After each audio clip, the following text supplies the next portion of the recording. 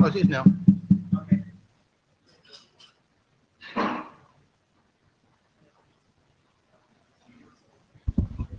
Welcome to PALS. Well, there's only a very select group, I might say. Yes.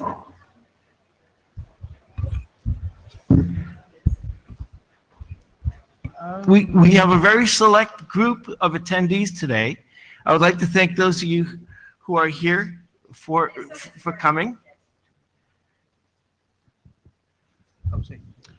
So this is the PAL session in IETF 99. This is actually the first PAL session that we've had in a few IETFs because most of the work we've been doing over the email list. Anyway, I'm Andy Malice. This is Stuart Bryant right here. We have David Sindicrope in the first row, who is our working group secretary. And David has kindly volunteered to take our notes. This is the note well. I would like you to note that this is a new note well. It's not the same note well we've had for a long time because there's a new RFC 8179. And if you have not yet read the new RFC 8179, I highly recommend that you do. Okay, this is our agenda for today. We have 3 items on the agenda. We have the chair's report, which I've started. We have a draft on use of Ethernet control word being recommended, and we have a draft on the Yang data model for pseudowires. Any other additions or changes to the agenda? No, okay. There are blue sheets going around. Where are the blue sheets currently? Okay. Could you please start the blue sheets or continue the blue sheets so that we get everybody recorded? Okay. Now, in terms of what the working group's been doing, the working group has actually been extremely productive. And this has been, for the most part, all by email. We've had 2 new RFCs since the last IETF, 8184 and 8185. Since we started PALS by combining the old L2VPN and PWE3 working groups back in 2015, since November 2015, we've actually published 14 RFCs. So we've actually been very busy, and we've also kept our AD, Deborah, here in the first row, extremely busy. And we would like to thank Deborah for all the support that she's given to us. We have 2 more drafts that will be published soon that are currently on the RSC editor's queue, the PAL status reduction and VPLS PIM snooping. We have 2 more with Deborah right now in IESG review, PAL's status reduction and P10P pseudowire LSB ping. One is currently out for expert review and the other is waiting for AD follow-up. And that's it for our drafts right now. We have no other working group drafts.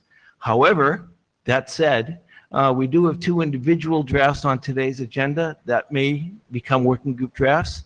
And there may be at least one. There may be a PALS draft resulting from work in the DetNet working group, where this may be a DetNet draft that's currently under discussion with the folks in the DetNet working group. For those of you who have not been following DetNet, you might want to. If you have an interest in pseudowires, this is just a little editorial comment. DetNet is doing some extremely interesting work on deterministic networking, and one of the portions of the solution that they're discussing currently in the DetNet working group is the creation of what's being called a DetNet pseudowire, and so it's work that's of interest to the folks here. So if you've not yet been following DetNet, you may wish to. Anyway. With that, that's the end of my slides here, and we're going to go on to our very first presentation. So I'll cue those slides up right now.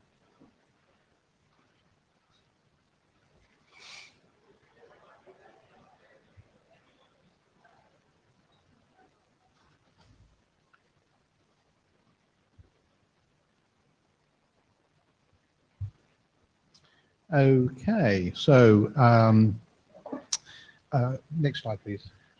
So the IETF, the PALS working group, well, the PWE working group, in fact, took a decision when pseudowires were first deployed, that some equipment of commercial importance was unable to support the Ethernet control word, and so we would allow an option where Ethernet pseudowires could run without it. At that time, there were no Ethernet MAC addresses issued by IEEE that started with 0x4 or 0x6. Pat tells me that there may have been some others that I didn't understand, but certainly 0x4 and 0x6 were not officially allowed. And so it was considered it was safe to deploy Ethernet pseudowires without the control word. And hence the drafts, the RFC saying that the control word for the Ethernet pseudowire would be optional. I remember lots of arguments at the time. So next, please. So what's happened since? Well, the IEEE RAC has issued Ethernet addresses started with 4 or 6. In fact, I think they've gone from a sort of linear policy to a kind of a random policy, is what was said to me. And because presumably the others are depleted, there's an even higher chance of getting a 4 or a 6.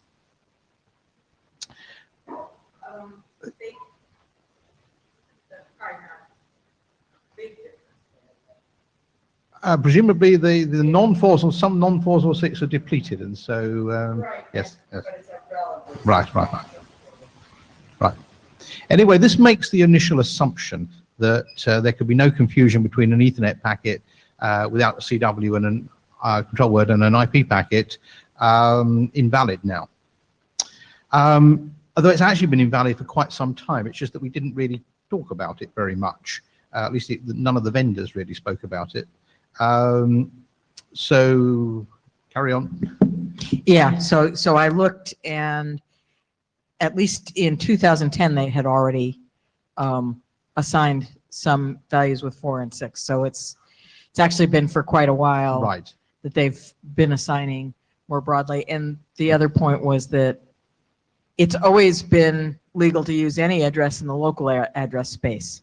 okay. So you could have had local addresses that started 04 and 0, that started with 4 or 6. Okay. From the beginning of time. Right.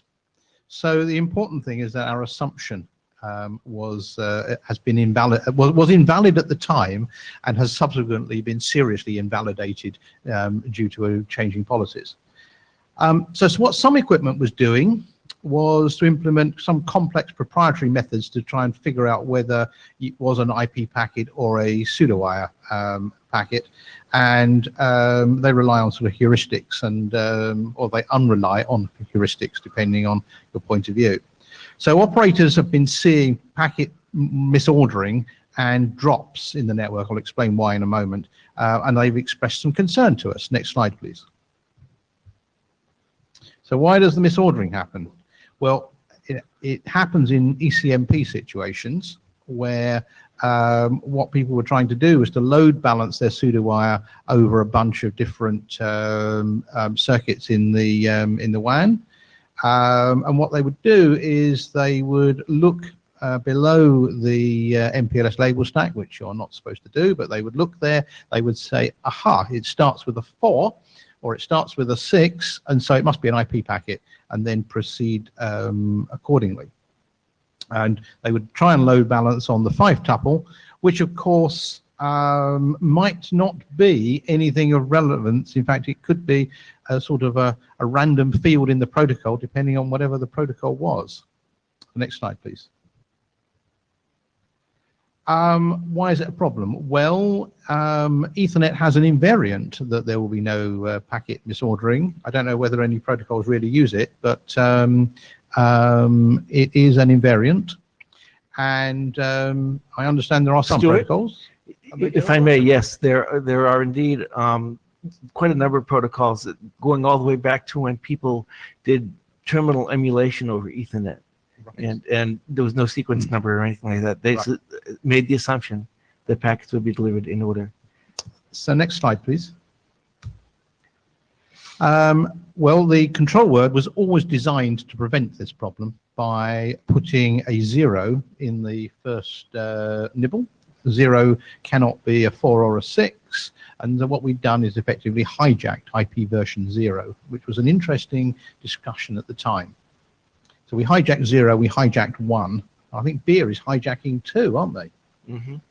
So we've been stealing IP version numbers, and I wonder when someone's going to complain, I suppose. Well, actually, the early IP version numbers have now been officially retired by IANA for these purposes. Right, but I mean, the point is that I suppose they might have been needed for something like defining a new IP version at some stage. And anyway, we have been stealing them. Version 0 is probably never deployable as an IP version, and it's how we distinguish between a pseudo-wire and anything else. Next slide, please. So why don't we just mandate the control word? Well, we looked at this some time ago. I remember there was quite an energetic discussion about this when we did a study on what the deployed base looked like.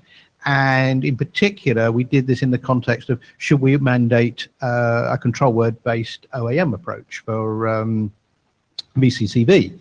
And the point was made that there's a huge deployment of pseudo-wire PEs, and some of them still can't do it, and others presumably would need to be reconfigured, and that wasn't very popular.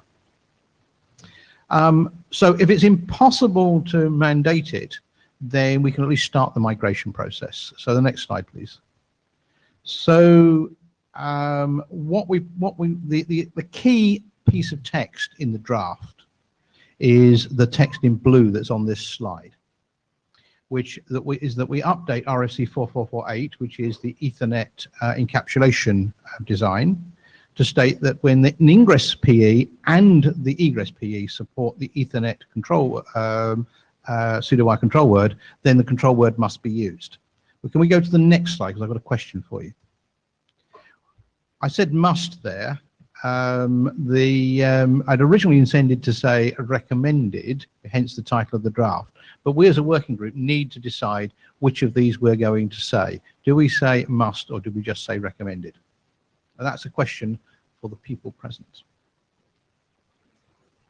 Otherwise, I'll toss a dice. Anyone have any views? Can we go all the way to must? Anyone care? Yeah. Dave? I can hand you a microphone.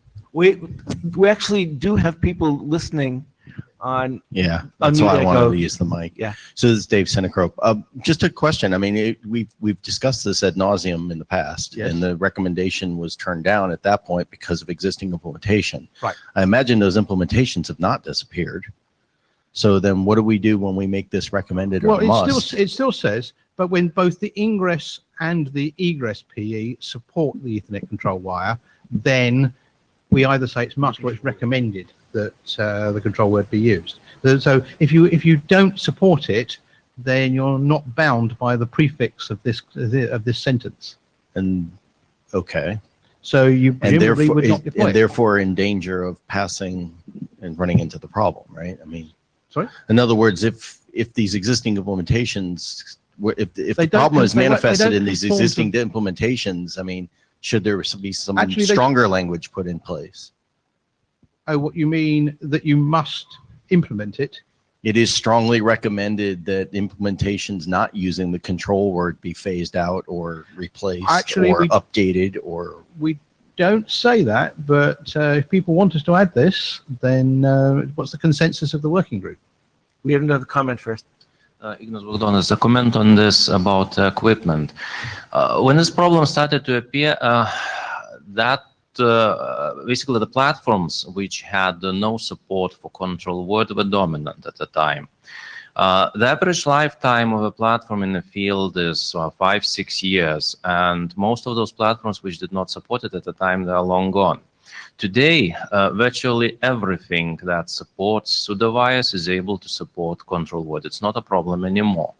Certainly, you will be able to find older platforms in the field that make an exception for this, but basically the playing field has changed. As it was an exception to find a platform which had support for pseudowire in, say, in 2008 timeframe, now it's an exception to find a platform which does not support control word for pseudowire.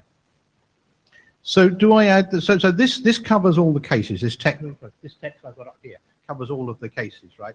If you find yourself with one of those pieces of equipment, you can still deploy it. If you find yourself in a situation where you've got control word available, with the text currently says you must use it. So the only thing we have to now deal with is, do we add the sentence that says the continued deployment of equipment that does not support the control word is not recommended? That's probably a question for the market to decide, and that equipment will be phased naturally. Right. It will simply die off, and therefore, well, my personal vote would be for must. Yes. Stating the exceptions which you have in the coming slides. Yes. That there might be cases where it is not possible or it might break things, but overall, you must use it when it is available. Okay. Okay. Pat has another comment? Yeah. I prefer must. Okay. And I think that the draft makes it clear that the consequences of not using it can be pretty severe. Unfortunately, the next slide gives some problems with using it, as we'll get to in a moment. Okay. I wanted to mention also that the MAC address randomization, which in the local address Yes. space, which has been something that's been tested here, and is being increasingly recommended to be used for Wi-Fi, at least. That also uses the whole Right. local space, so that also Right. uses the 4 and 6 Okay. Could you send me a quadrants. note, so in case the minute taker doesn't get it, so that I remember to add that piece of text in the draft? Yeah. Okay. Yeah. Thank you. Sure. Yeah, because that's another usage of Right. Thank you. that Just increases the kind of likelihood. makes the case compelling. Himanshu. Himanshu from Siena. So, sorry, I'm late. I didn't get to the previous slides and all that. But since I guess you are asking the working group whether to for the language, right? Yes. And I used the word. I would like the word recommended rather than must. And I think we've gone through this before, right? And there was a lot of the operators came, and there was, I think Andy, you wrote a draft or an RFC that talks about the advantages of using control word and all that stuff. But we do have a lot of legacy deployments that does still today that does not use the control word. So the For point the is, Ethernet. Himanshu, that the text says if both the ingress and the egress support it, then you must use the control word. If ingress or egress do not support it, you are still compliant with the RFC. The context of the previous discussion was OAM, where we were going to try and make the OAM only operate in a control word context. So that would have invalidated those platforms. This doesn't invalidate those platforms. I don't know whether it was just the OAM. I think it was the whole reason for using the control word was that all the ECMP was getting screwed up because of the MAC address starting with the 4, right? And so that was the driving factor at that time, as well as OAM. Yeah, people wanted to use the control word as the channel 1. But I think even here, as far as the language is concerned, not both, but at least if any one of them, right? So if both, I guess this is the right The language, language is- because I if think- any one of them is not supporting, Yes. then yeah, you shouldn't. Yeah, use it. right. So where both support it, it says you must use the feature. That's what we are proposing. Right. If either, the unwritten text is if either don't, then you just ignore the rest of the document. Right. So we don't invalidate the deployed base that can't do it. Although, as Ignas was just saying, that deployed base is getting smaller and smaller by the week. I mean, the whole L2 VPN and everything is with the advent of EVPN. Yes. There's a less traction with the L2 VPN and the pseudo-wire and all that stuff. But for the so I guess this is okay, but I think I would just leave it alone. People know the importance of having to use the control word. So Well, clearly they don't, because a lot of the operators have been fairly sort of vocal on the list. Yes. On, I don't know if mandating would make any difference. So anyway, I said enough. Glenn Parsons, I think mandating makes a difference. I think it's important for the IETF to be clear that this protocol must be used in a way such that it does not invalidate the significant MAC address space. Okay.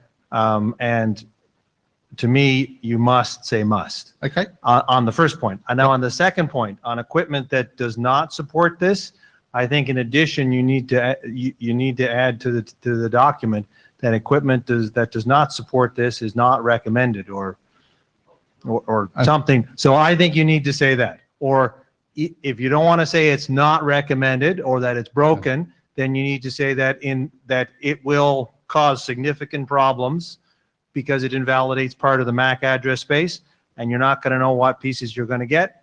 And you might want to do special stuff like you were talking about before, but that's a kludge, Right. and I wouldn't recommend kludging. So would it be reasonable to say we recommend the phasing out of equipment that can't support it? Yes. That sounds fairly. Yes. I'm getting a shake behind you. Well, I agree with that, but Yeah. someone in the back of the line may not. Right, Ignas next. Ignas McDonald's. So a comment about the operators being aware of this.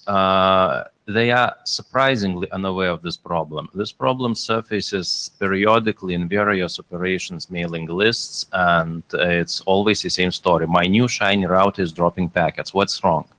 Or I just deployed this new pseudo-wire based architecture and I get random drops. It might be seen that from IETF perspective, this is understood, but that's a tiny fraction, and basically the intersection between IETF community and operators community is really tiny. And this problem is really badly understood in the field. Therefore, having this documented and having a reference that we can point that this specification of BCP probably describes the problem and here's the solution is certainly the right way to go. But this is an education question for the operations community. So this is to answer Himanshu's comment that no operators are not well aware about this. Himanshu. If I may, just to that point, there has been quite a lot of discussion about this on the NANOG email list at the very least. Many lists. Yes. Yeah. Yeah. But I mean, that's an old discussion. I mean, so by now, it would be very surprising if operators do not know about this. So I kind of, anyway, as far as the equipment and the recommendation, I don't think any of the IETF RFCs talk about, you might as well then say, use the Cisco's equipment or Juniper's equipment. We don't write RFCs like that. Well, right? wait a moment. We do say things like we don't recommend the deployment of equipment that only uses the old security encryption systems. We're fairly robust about trying to get rid of security systems that don't work, Dave. No, I mean I would dispute that that you cannot put a language like that in an RFC, because that's not what the IETF. I mean, you can say this is how it is. This is recommended, or the language that you have used here. But beyond that, going and saying, well, you should phase this out, or you should just use Cisco router or something like that. That's not the place for the IETF RFCs or something like that. Dave is next, and then Greg. Okay. Okay, My only point, yeah, so as far as the language goes, we can craft some of the language so that it's perhaps a little gentler and say that, equipment that doesn't support this, it's strongly recommended that equipment be upgraded to Right. support it or enhanced to support it, if not necessarily replaced. And if we insist on the replacement language, I can go buy shares in a forklift company. Okay. Greg? Greg Mirsky, ZT. I believe that, and that was already mentioned, that all other pseudowires, they have that control word must be used. Okay, so I don't really see why we cannot say now that Ethernet control word for Ethernet pseudowires must be used if both ends are compatible. That's what we just said. That's what it Yes. says. The question that I think we got consensus on that. yes. What we haven't got consensus on is what do we say about trying to migrate away from this equipment? No, that is, I would agree with Himanshu is that they will get to this conclusion themselves. Okay. Deborah? Speaking as AD, we definitely want in our documents to be very clear when we have identified problems with using something. I mean, it's just as they're pointing out with the security consideration sections now in our documents, where you have to be very verbose to say if there's problems identified, and we should be doing this in a constrained environment, because it's our responsibility to inform the users of our specifications what the problems are. And this is definitely an identified problem. But I think that's why this first sentence, the first paragraph is fine. But I think going beyond that is going too far out, like Glenn was suggesting. The other thing, as far as what Ignace said, is that the packets are dropped, unknown packets are dropped. That's not the case. There's another Yeah. fault in a moment that we're going to get to. It's an out of sequence packets, and yeah, you get that TCP stuff. But anyway. So on the old equipment versus new equipment, I don't think there's a way to have addresses that start with a 4 or 6 not sent to old equipment, because it may that's do correct. something poorly with it. So I think it's necessary to have some warning in here. I mean, the point that operators may not be aware of it, I think it needs to be made clear. That was the indication when the rack was made aware of this, because an operator had complained to the rack about that the rack had a problem by assigning numbers begin with a 4 or 6, because their router now didn't work. So it was the IEEE's problem.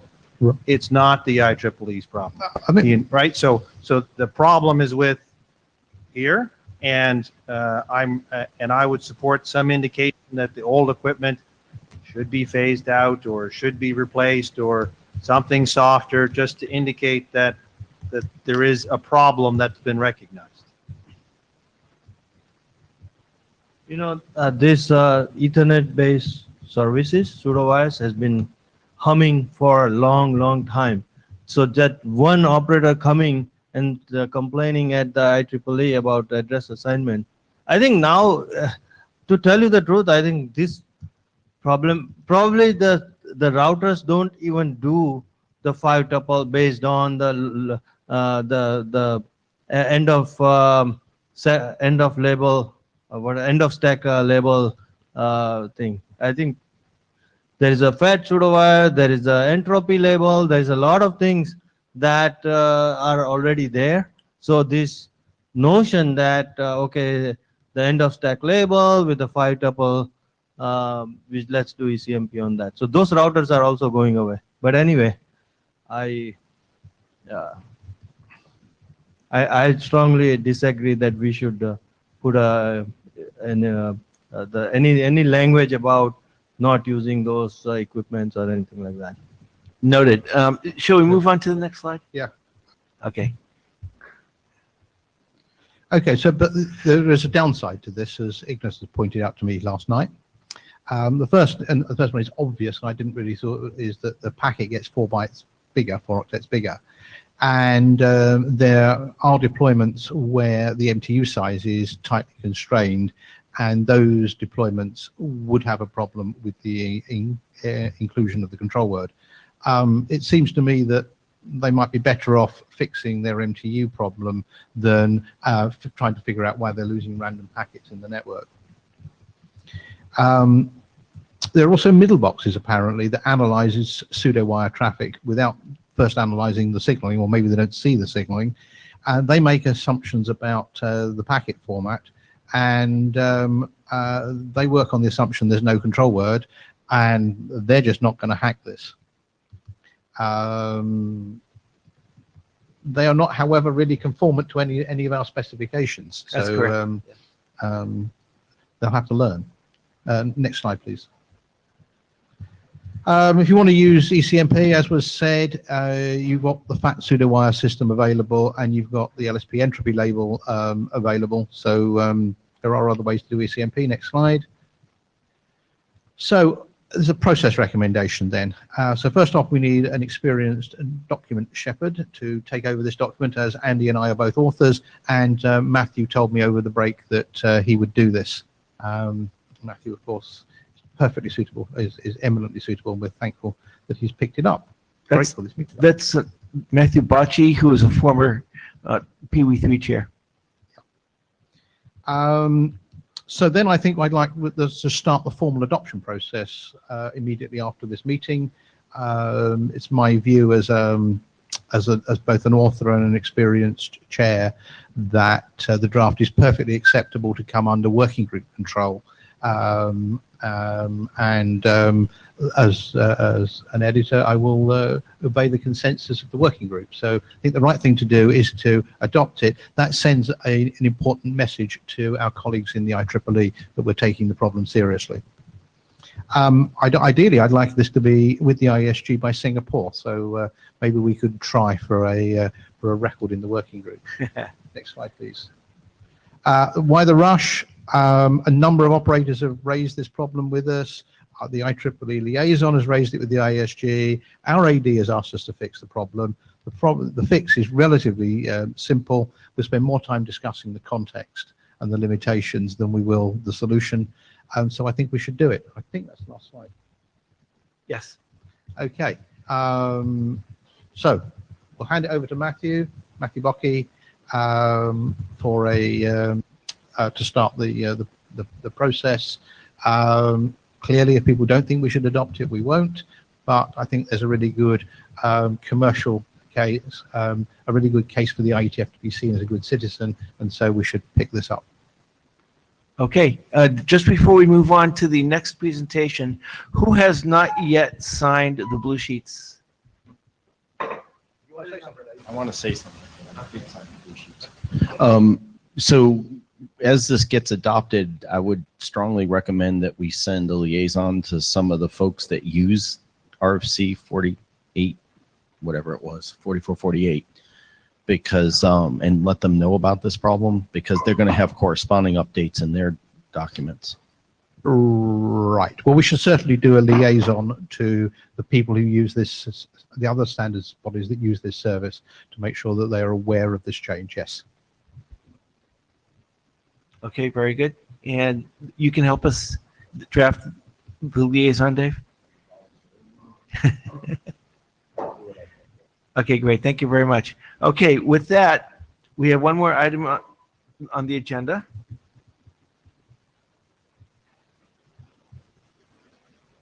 And that's a Yang data model for pseudowires.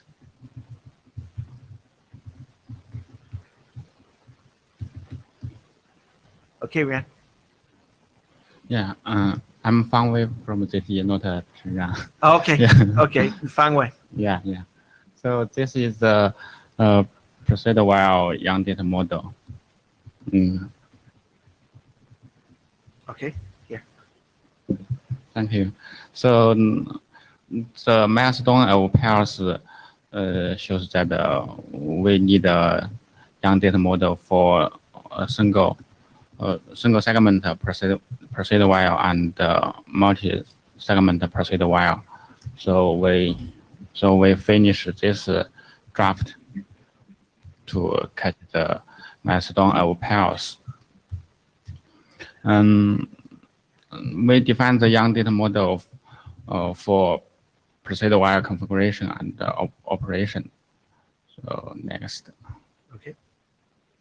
Yeah, I think we define the single segment proceed while and multi-segment proceed while, and the emulation type we define the TDM, frame, FR, ATM, etc. So we think that the proceed while should be augmented by R2 VPN.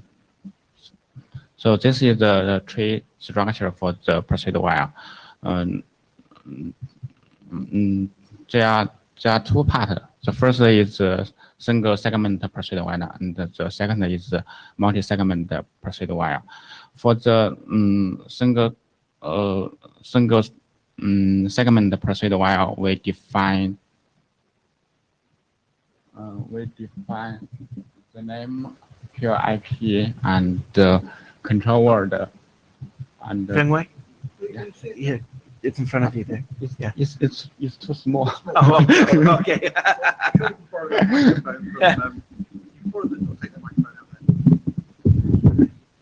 Yeah, and also we define the interface node and the name and the MTU belong to the interface node, and also the VCCV parameter, and also the emulation type.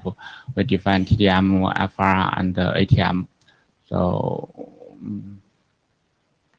under the procedure while type, we support LDP procedure while and static procedure while.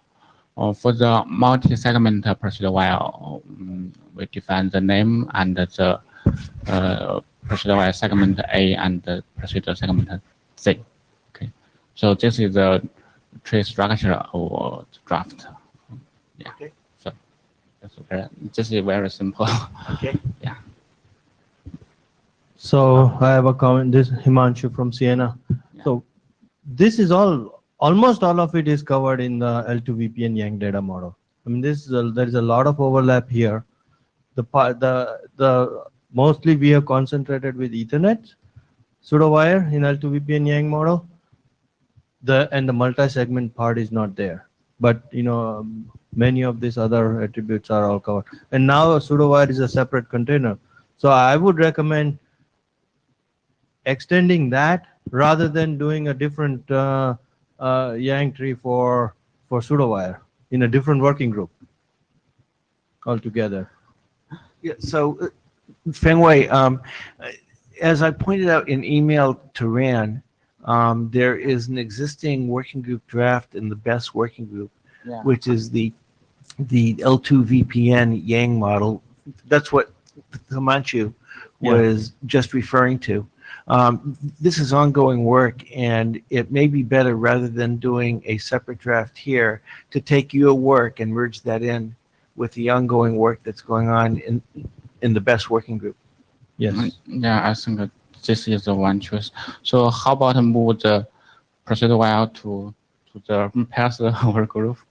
Yes, well, for the case of doing pseudo-wire modeling, the best working group has already done almost all the work already. Yeah. So it doesn't really make sense to have two separate divergent models for the same constructs. Yes. It doesn't make sense. Yeah. So that's okay. So Yes. So we can move the multi-segment procedure while to the R VPN Yes. model. And, Yes, absolutely. That would be the right thing to do. I mean, you can write a draft describing the update that needs to happen. Hopefully the authors of the other draft will take this into account. or just send them text. So sorry, I didn't. Yeah, I'm the author of the L2VPN. There's a whole group of people that are working on the L2VPN Yang model in the best working group. And just recently we forked out the pseudowire, separate container, and have all this, almost all of this information in there. Now the parts that are missing is, like I said, we were concentrating more on the Ethernet, but the pseudowire types like ATM and frame relay, and those can be easily added.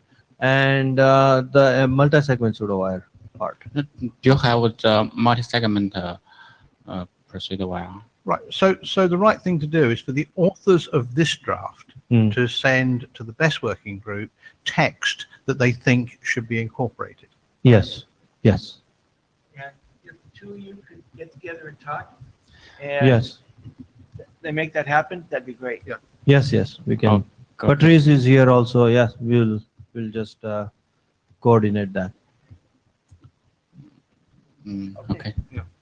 Okay, thank you very much. Is there anyone else who has not yet signed a blue sheet? In that case, we are done. Thank you very much. Very much for attending this exclusive meeting. Inclusive, exclusive meeting. Enjoy your evening.